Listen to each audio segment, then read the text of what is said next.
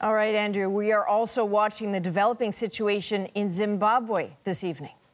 Because until last night, in the middle of the night, this man, 93-year-old Robert Mugabe, was the world's oldest leader and almost the longest-serving one, presiding over a Zimbabwe that has seemed in an almost constant state of crisis.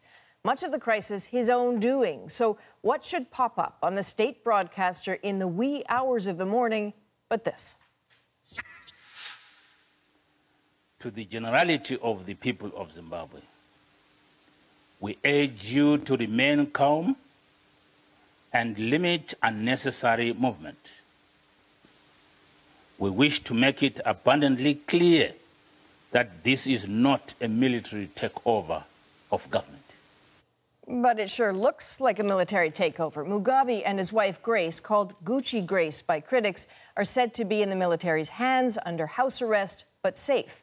Who is in charge now is not exactly clear. There were some reports of a gunfight, but today, armored vehicles and checkpoints aside, the streets were quiet. The Zimbabweans we reached today said the most interesting sounds were of people finally speaking their minds. You could hear people saying that Tatora Nyika. Tatora Nyika means we've now liberated ourselves. The country is now in our hands. That's what the people were saying. So they are trusting what the military is doing. They can now say what they want because the police are no longer on the streets. People have long been afraid of Zimbabwe's police, of their looting and their violent oppression of dissenting voices. The military had a warning for the police today. To the other security services, we urge you to cooperate for the good of our country. Any provocation will be met with an appropriate response. And even those who were once Mugabe's most loyal agents, the so-called war veterans, have wandered. We urge that Robert Gabriel Mugabe should be recalled from his role as the President and First Secretary of ZANU-PF.